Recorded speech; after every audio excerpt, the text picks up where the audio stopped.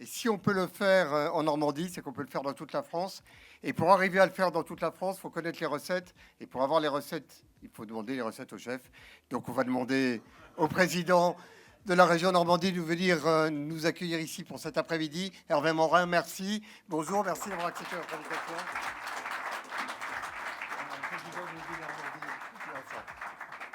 Ce qui est rare pour un politique, je pense qu'il faut rester très modeste sur l'affaire. Et vous dire qu'en fait, il y a peut-être Stone et Chardenne, mais parce que je crois que c'est ça, c'est Stone et Chardenne, les vaches en Normandie, là. Mais vous dire peut-être, pour ceux qui ne sont pas normands, il y a quelques très belles figures normandes, mais Pierre Gattaz n'étant pas normand, il a besoin que je lui rafraîchisse un peu, peut-être comme le président Monsieur Gras, qui lui non plus n'est pas normand. Vous rappelez tout de même, pour toutes celles et tous ceux qui ne le sont pas, c'est que notre terre est la terre des conquérants.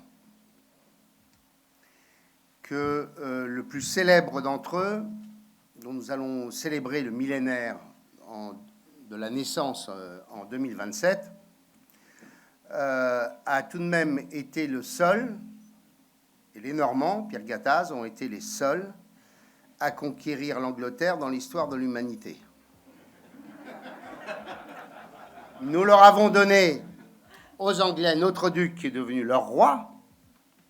Je vous rappelle que lors de la cérémonie funèbre d'Élisabeth, le drapeau qui est sur son cercueil est le drapeau normand, et que le sang de la monarchie anglaise est directement issu de Guillaume le Conquérant.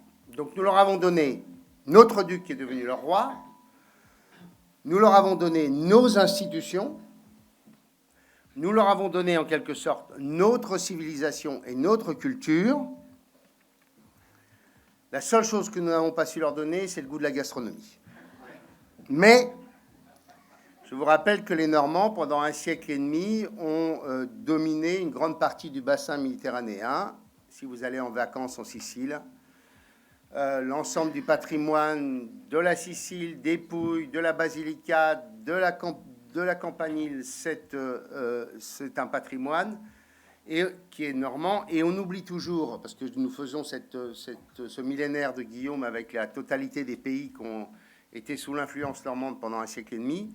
Et comme le disent les Siciliens, tout du moins pour ceux qui ont un peu de culture historique, ils disent: pour nous, c'est très important la Normandie parce que les 150 ans des rois normands, c'est les 150 ans et les seuls 150 ans de prospérité de la Sicile. Si nous avons Montréal, le Palais des Normands, etc., toutes ces magnifiques villes que nous visitons lorsque nous sommes en vacances, eh bien, c'est parce que les Normands ont su bâtir un modèle politique durant 150 ans qui a permis d'assurer une grande période de prospérité, car une grande période commerciale. Donc j'en viens au commerce et à l'entreprise, juste pour vous dire qu'il faut en effet être très modeste en la matière, mais s'il fallait que je résume les recettes normandes, elles se résumeraient en 3 points. Le premier, c'est que je parle sous le contrôle du patronat normand et du MEDEF normand qui est présent. Le premier, c'est, je crois, une relation de confiance absolue entre la collectivité régionale et le patronat. Nous cherchons à être en permanence en dialogue, en réflexion, en initiative, à porter des projets. Quand les entreprises du patrimoine vivant, avec leur président Luc Le Sénécal, le patron de Saint-James, me dit: Hervé, on a des marchés à les conquérir. Au Japon, il faut que tu conduises une délégation, comme j'en conduis une par an, avec une 15 à 20 chefs d'entreprise qui font 2 jours de B2B, parce que le poste diplomatique se met en 4, parce qu'on décide d'arriver, et qui me dit: écoute, ça serait bien que tu viennes avec nous 3 jours au Japon. Je vais 3 jours au Japon. Bon. Et je vous jure qu'on ne fait pas une seconde de tourisme. Quand il s'agit de bâtir nos modèles à l'exportation, nos modèles de soutien à l'exportation, nous les avons bâtis en passant une journée avec l'ensemble des entreprises. À l'époque, c'était Pierre-Jean Leduc, le patron du MEDEF, donc il peut en témoigner. Il était là tout à l'heure, pour dire voilà ce dont nous avons besoin pour faire en sorte que tu puisses soutenir les PME ou les ETI normandes à l'exportation. Et Donc on a su bâtir, je crois, en 10 ans, une espèce de collectif normand absolument exceptionnel. Alors on a cette chance, c'est que l'imaginaire de la Normandie nous facilite la vie. Parce que franchement, quand vous défendez la région centre, c'est pas facile. Je suis de centre droit, c'est pour ça que je le dis. Hein. Non mais quand vous défendez la région Grand Est, ça parle pas. L'Alsace, ça parle, oui. La Lorraine, ça parle, oui.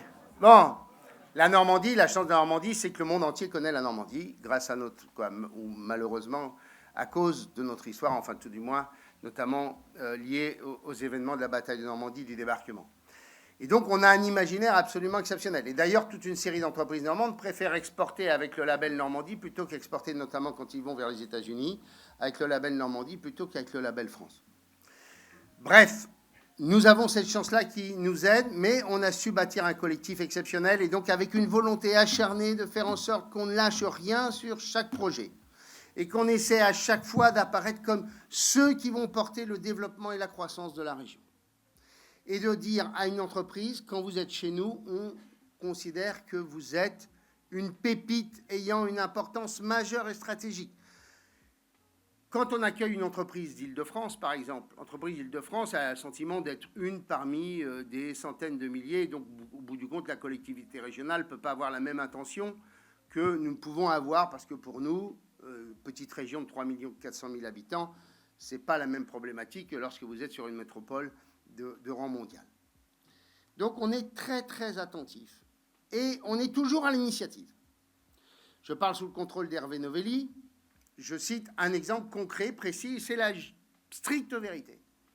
Louis Loduf, Bridor, groupe Loduf, breton de chez Breton. Le bignou, la coiffe, il parle breton, voilà, bon. Et il n'imagine pas autre chose comme horizon que la Bretagne. Un matin dans les Échos, 6 heures du matin, je vois une page entière, Louis Loduf abandonne tout investissement en France parce que depuis 7 ans, il essayait de monter une usine à côté de Rennes, qu'il n'arrivait pas à monter, emmerdé par les élus locaux, les associations d'écolos, etc. Je ne connaissais pas ce monsieur, et je dis au directeur de l'agence de développement, qui est là, j'ai dit, Alexandre, trouvez-moi le numéro de téléphone de Louis Loduf. Il venait de racheter une belle ETI normande qui s'appelle Frial, et donc la chance voulait que l'ancien patron avait le numéro de Louis Loduf.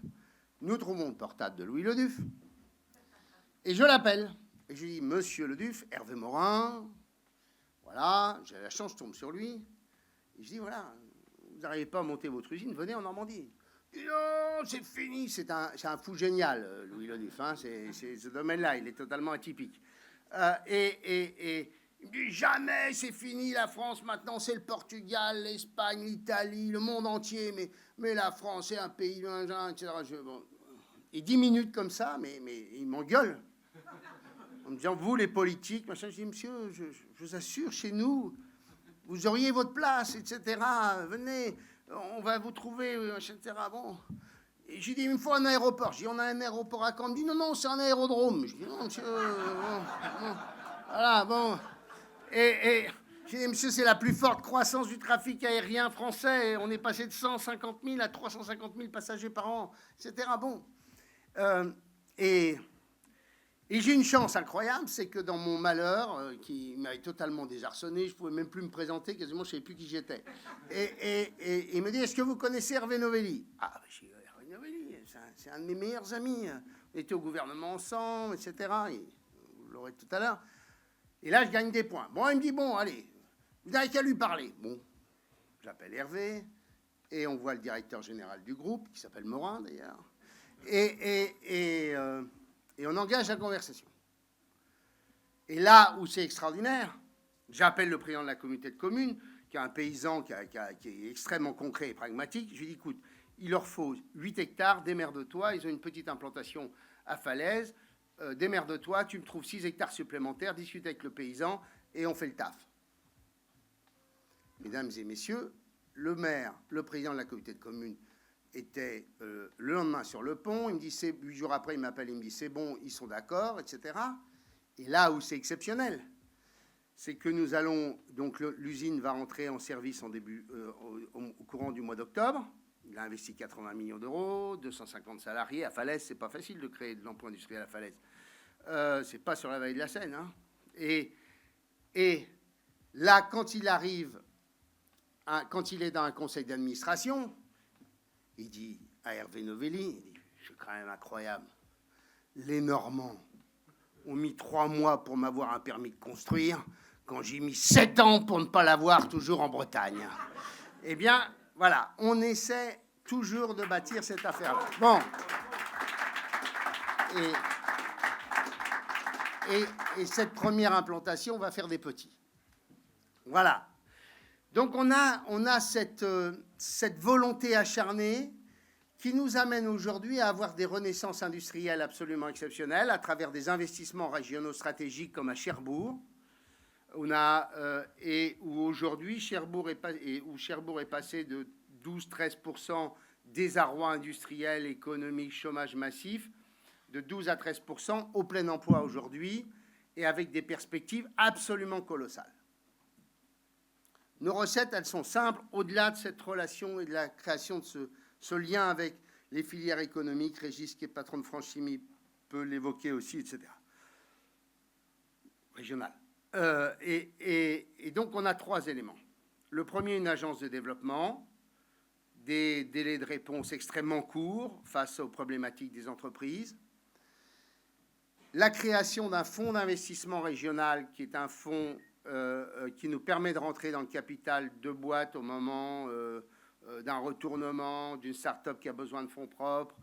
Ce fonds est géré par des chefs d'entreprise. Il n'y a aucune intervention politique, mais c'est une petite équipe de private equity. Et donc, c'est un fonds petit fonds, c'est un fonds de 100 millions d'euros, et dans lequel nous rentrons au capital au moment où un chef d'entreprise veut sortir un fonds d'investissement, au moment où il y a une succession, une transmission, etc., etc. Nous avons un dispositif qui s'appelle ARM, qui s'adresse aux entreprises en difficulté, qui est un dispositif qui a permis de sauver 2300 entreprises avec un taux de succès de 85%, ayant permis de sauver 33 000 entreprises. En clair, on a créé tout un réseau, alors avec les administrateurs judiciaires, les tribunaux de commerce, les banques, etc. Une entreprise en difficulté, on appelle le petite équipe d'ARM. Un audit est effectué dans les délais de 8 jours. L'audit dit, alors on a 2 ou 3 cabinets d'expertise comptable qui font le boulot, genre EY, etc. Et disent, bon, la boîte, sauvable, pas sauvable, terminé. Jamais on met un rond quand on nous dit, c'est pas possible. Quelle que soit l'émotion, 0. Et quand on nous dit c'est possible, on met tous ceux qui peuvent intervenir pour sauver la boîte, voilà, les caisses, la Banque de France, etc., l'État. Et ensuite, éventuellement, on met un peu de financement, soit en fonds propres, soit du prêt avec une période de franchise, etc. On a créé un dispositif qui nous a permis, par exemple, à travers ce genre de choses, de sauver des boîtes absolument exceptionnelles, comme par exemple Manoir Industrie, 450 salariés, la dernière entreprise capable de faire de la robinetterie de très haut niveau pour le nucléaire et la chimie, qui avait été rachetée par un fonds chinois qui avait dépouillé la boîte. On s'est battu comme des chiens pour sauver la boîte. Aujourd'hui, l'entreprise a été rachetée par une entreprise anglaise. Elle gagne de l'argent, elle investit à nouveau, elle va créer de l'emploi, etc. On peut parler d'ACCP, même chose, c'était à Cherbourg, une boîte dans la métallurgie, la chaudronnerie. J'ai appelé le patron Frédéric Sanchez, le patron de Fives Nordon, que vous devez connaître. Je lui ai dit, Frédéric, il faut que tu me donnes un coup de main. Je pense que cette boîte peut rentrer dans ton groupe. On a créé les conditions. Aujourd'hui, l'entreprise investit, recrée de l'emploi, 220 salariés dans la région. Et je peux le faire à l'infini sur des petites entreprises de 5-10 salariés, comme sur des ETI un peu plus significatifs. Et puis, on a derrière tout ça une chance incroyable, pour laquelle on a à chaque fois un brin voilà, on a su créer la relation de confiance, machin, etc. Mais on a cette chance, c'est que si la France ne se décompose pas complètement, on finit par en douter parfois, mais on ne peut pas se dire, on ne peut pas imaginer ça, mais tout de même, chaque jour est un jour difficile. Nous avons la chance d'avoir une équation qui est rarissime aujourd'hui. La première, nous allons être la première région décarbonée, d'électricité décarbonée de France. Nous allons représenter, à l'horizon 2050, 25% de l'électricité décarbonée française. C'est-à-dire qu'un quart de l'électricité dont la France aura besoin, dont je vous rappelle que normalement la consommation électrique doit augmenter de 40%, 25% de l'électricité viendra de chez nous. Ce qui veut dire qu'au moment où je vous parle, il y a 100 milliards d'investissements dans la région. Un EPR à Penly, alors nous, on est très pro-nucléaire. Et on l'affiche. Et quand, en 2018, j'ai rassemblé l'ensemble des forces politiques communistes d'abord, parce que les communistes, nos centrales sont pour l'essentiel dans des espaces tenus par les communistes. Donc nous avons, à l'époque, quand il a été question que peut-être un jour on relancerait le programme électronucléaire, nous avons fait un grand meeting avec l'ensemble du patronat, des patrons d'EDF, avec l'ensemble de la filière électronucléaire normande, en disant, nous, on veut que cette centrale soit chez nous si un jour il y en a une qui se recrée. Dans la demi-journée où on a fait un petit déjeuner avec Jean-Bernard Lévy, sur lequel nous avons communiqué, la ministre de l'époque, dont je tairai le nom, a expliqué que la France, probablement, n'avait aucune intention de relancer le programme électronucléaire. Je vous rappelle, au cas où vous l'auriez oublié, qu'un Premier ministre a fait voter une loi qui est toujours en vigueur, qui n'est pas très loin d'ici, prévoyant la suppression de 14 réacteurs nucléaires. Bien. Il faut se rappeler quand même un peu des choses parfois. Et donc, nous avons une centrale nucléaire en construction. Pour que vous ayez une idée, une centrale nucléaire, c'est 12 000 salariés pendant 15 ans. C'est 2 000 ingénieurs. C'est 3 000 techniciens. C'est donc un chantier sur lequel il y a des besoins absolument gigantesques. Et pourquoi, en vérité, nous avons été les premiers, c'est le PDG d'EDF qui me l'a dit, c'est que si les élus locaux ne font pas tout pour favoriser le chantier, c'est impossible. On peut se dire l'État pourrait tout faire. Non, parce qu'il y a tellement de sujets qui relèvent des collectivités locales que s'il n'y a pas une volonté, une détermination complète, ça ne peut pas se faire. Ça peut pas se faire. Donc, on a eu le courage de faire ça en 2018-2019, au moment où le nucléaire n'avait pas forcément la cote.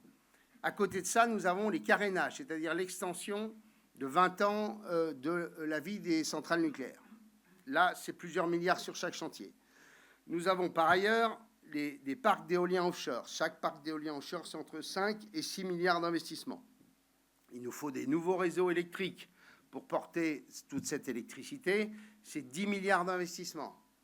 Nous avons enfin l'hydrolien, où nous avons les 2 seules entreprises françaises capables de faire les turbines allant au fond de la mer pour pouvoir produire une nouvelle forme d'électricité. Ces 2 entreprises sont à Cherbourg et nous avons la chance, à travers le Raz Blanchard, d'avoir un des courants marins les plus propices à cette production d'électricité. Donc, tout cela, plus la conséquence de la relance de l'énergie et du nucléaire, qui est 30 milliards d'investissements chez Orano, à Cherbourg, pour le recyclage.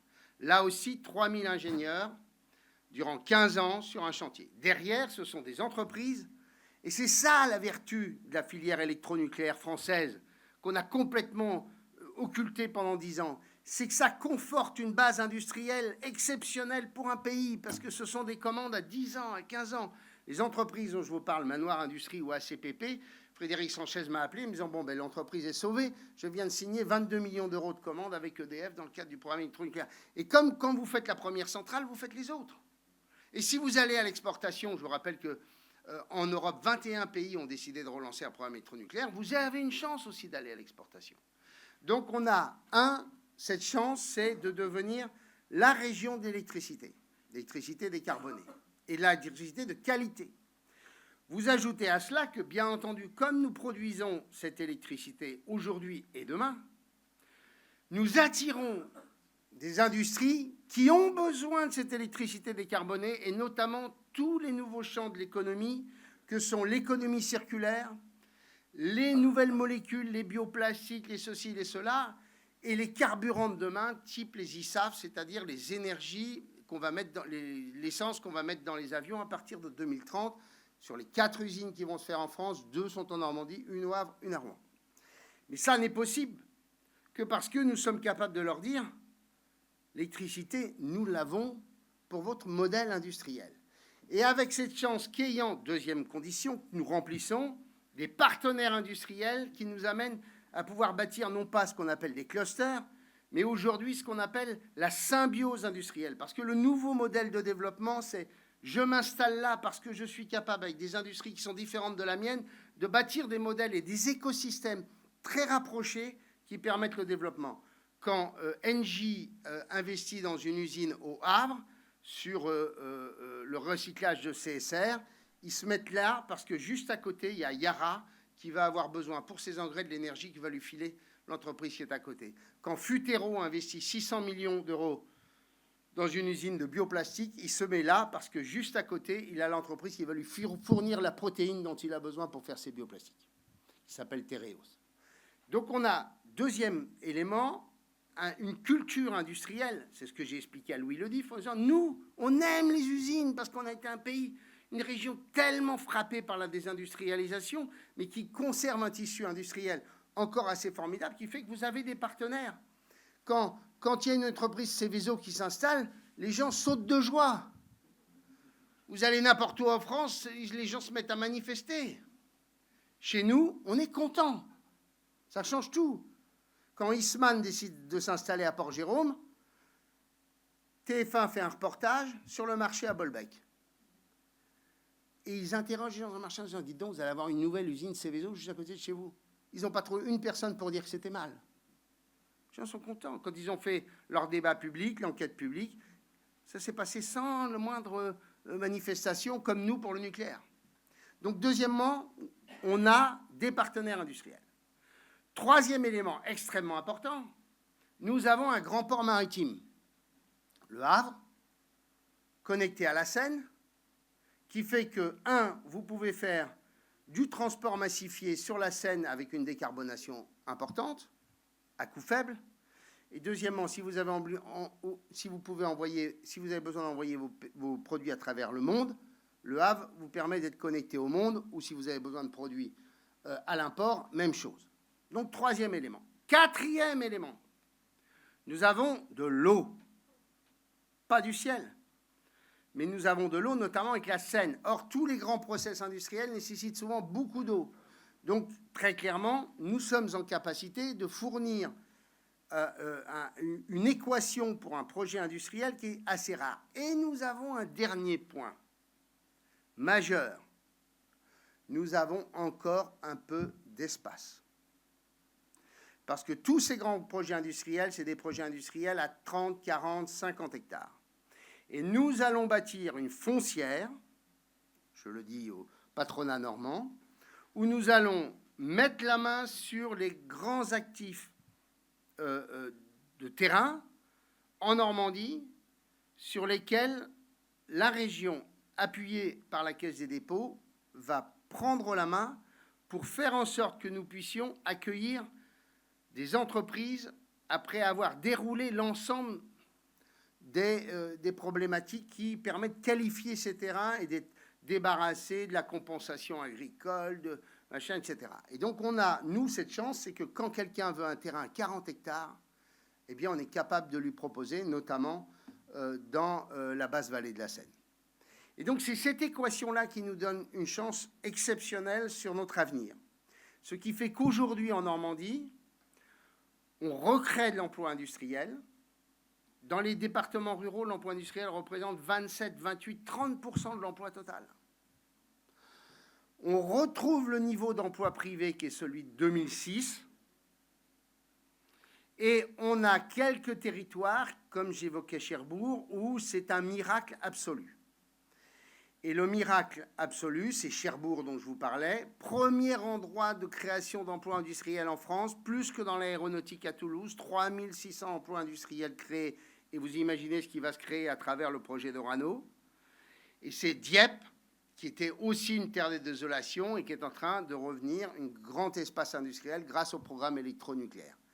Ce qui nous amène, et j'ai terminé par cela, par une volonté régionale gigantesque de doper notre structure de formation. Je ne rentre pas dans le détail, mais nous avons mis en place, et c'est nous qui payons quasiment la totalité, sauf sur une école, nous installons 5 écoles d'ingénieurs en Normandie, dont l'ENSAM, une des plus belles écoles au Havre, où là, c'est avec l'État.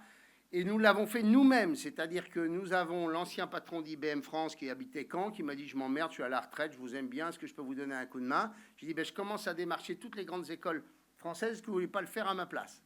Et donc on est allé démarcher toutes les écoles françaises, et on leur a dit « Venez en Normandie ». Et donc nous accueillons 5 écoles d'ingénieurs. Nous avons accueilli la Cato de Paris, qui est une des plus belles universités de droit, qui est à Rouen.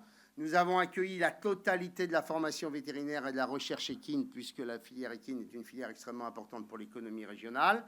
Et nous avons accueilli d'autres écoles, comme par exemple la première école vétérinaire privée à Mont-Saint-Aignan. Bref, 600 millions d'euros d'efforts pour faire en sorte qu'en Normandie, on puisse former dans 3 ans 2 fois plus d'ingénieurs que nous en formons aujourd'hui.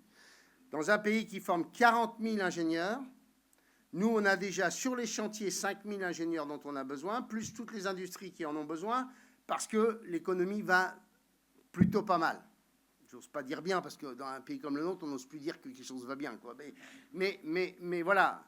Et donc, l'effort gigantesque pour nous derrière, c'est un effort d'enseignement supérieur, de formation, que nous avons porté avec le concours de l'ensemble des universités et des écoles existantes. Voilà à peu près le modèle.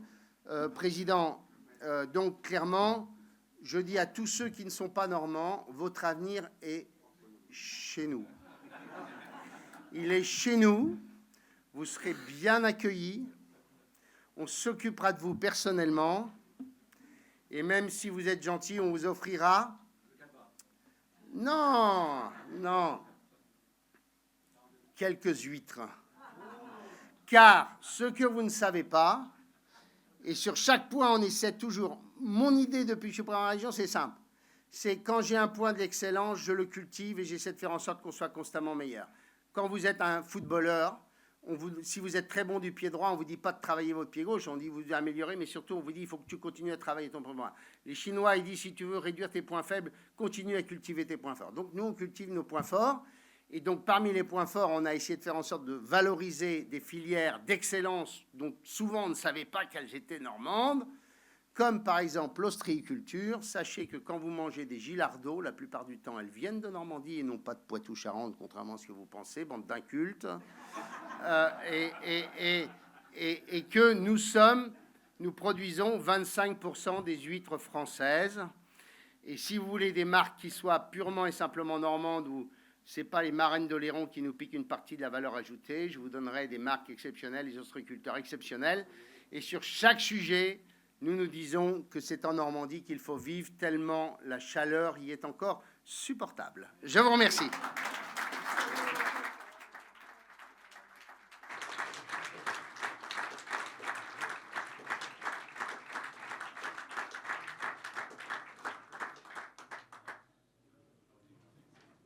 Juste un mot, dire que c'est exceptionnel. C'est une dose de vitamine C phénoménale. On va venir vous embêter, notamment pour Armes. Parce qu'on ne va pas aller dire à toutes les régions, il faudrait que vous fassiez comme en Normandie.